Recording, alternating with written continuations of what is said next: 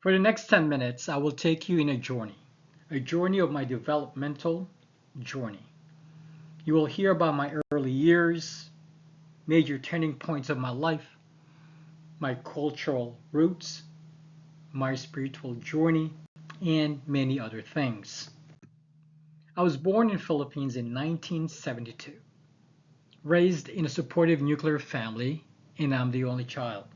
My mother's name was Agnes, and my dad's name is Estelito.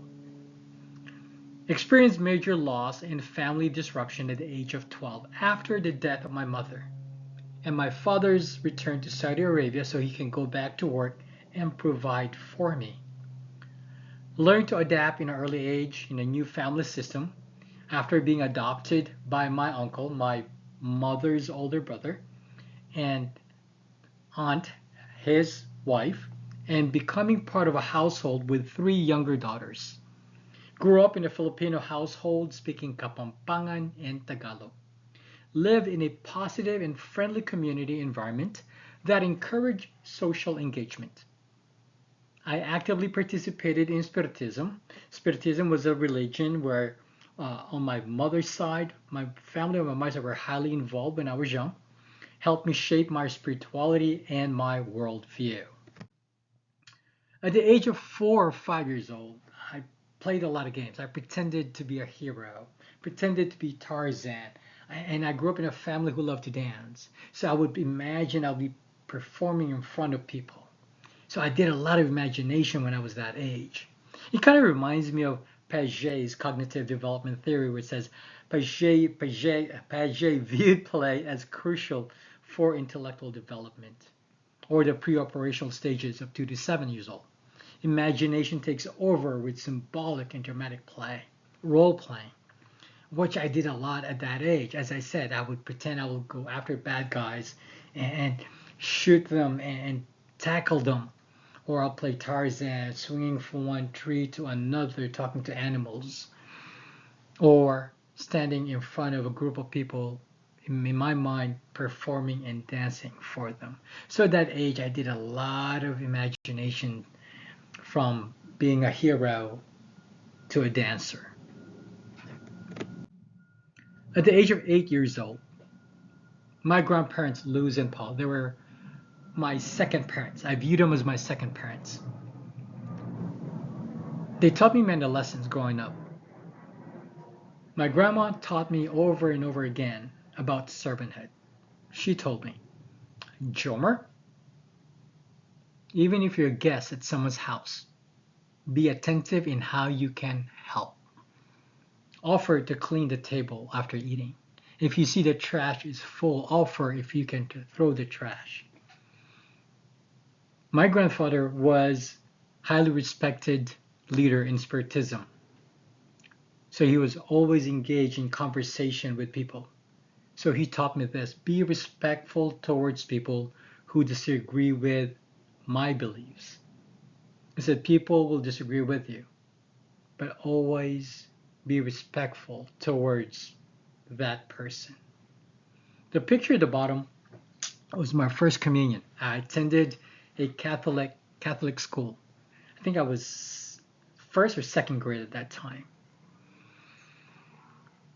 According to Piaget's cognitive development theory, 7 to 11 years old, often it's a play shift to games with rules requiring negotiations and collaboration. And that is around the time that I started to play group game, football, basketball, where I had to learn the rules of the game. I can't just play in any way I want to. I had to learn how to play with people. I had to learn to play with the rules of the games.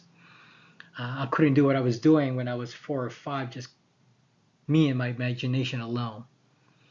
So it was also around that time that I started to learn to work with people who have different personalities than I am. Because again, I grew up with my grandfather who would take me to different places, and he would introduce me to people much older than I, and then I had to learn to, in a way, have a conversation with them. So it was a lot of growth at that age for me as well, on that end of collaboration and negotiation that I've learned from my grandpa.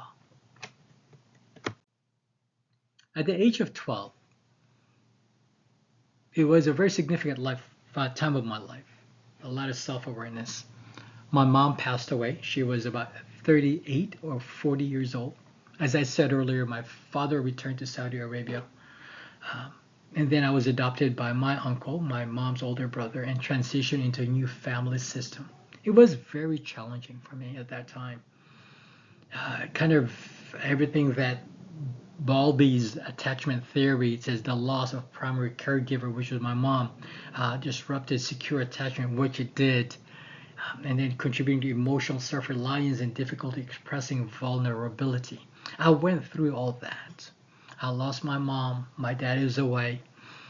Definitely the one that provided security for me, it almost like gone, disappeared. And so I learned to rely on myself. Even though I was loved and cared for by my new family, I felt inside that I have to rely on myself. I have to rely on myself. And I had difficulty really expressing how I felt, the pain, the loneliness that I was feeling at that time. It was a very challenging moment for me.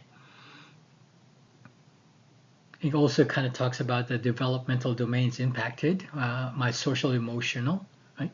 Emotional suppression, learn to pretend to be strong, which I did. Even though inside I was crumbling, crying, but outside standing proud and strong.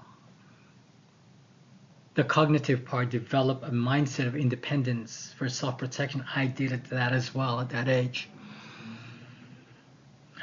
I pretended to be independent, like I don't really need my new family, that I can live my life on my own. But really was really self-preservation of what I was doing. At the age 12, at that age, it was a lot of growth that came through that. Very challenging and difficult time. High school. I failed high school due to lack of attendance and commitment to doing what I had to do. The pictures on the left are the core friends that I had. I was part of a group, YFEC. It was Young Filipino Entertainers Club, and it grew from the small group at the top left and grew and much bigger group. We performed different places. I was one of the key dancers and choreographer for the group. We performed with artists from Philippines when they came over and they're looking for dancers to choreograph their dance, and they would hire our group, and I was one of the key choreographer at that time. That year, kind of going back to theoretical connections, Piaget's cognitive development, formal operational stage. Kind of like, although capable of abstract thinking, I struggled to apply it towards consistent academic behavior. I had difficulty.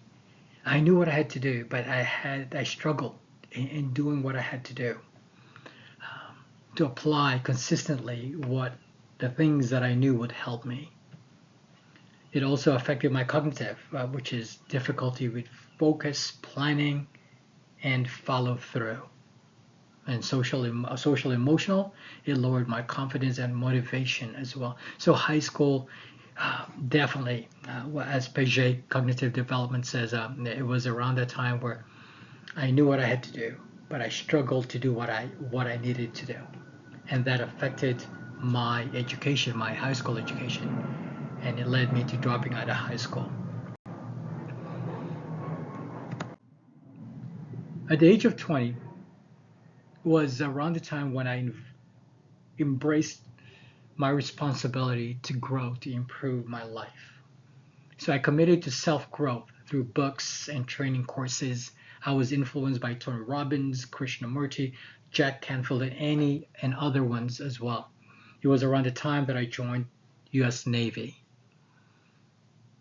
Bandura's social learning theory says that learn behaviors, mindset, and strategies through observing mentors via books and media, and that is exactly what I did. It was I was mentored by Tony Robbins and Krishnamurti and them through their coaching materials, through the books, through social, through other means like media, audio cassette at that time. And they became my mentor. They became my guide. They expand my ability to think outside the box. They taught me how to reflect inside, to really see what's going inside of me and to help me bring that out and address those things. It led to growth in self-reflection. It helped me to truly understand how to set goals and how to focus on goals and how to pursue the goals. It also allowed me to be more aware of my self-awareness and my emotional insight. So my early 20s was very colorful. A lot of transformation happened at that time in my life. So overall, my overall development insight can be summarized this way. My developmental journey reflects a progression from early emotional disruption, adaptive independence, identity struggles, and intentional self-development.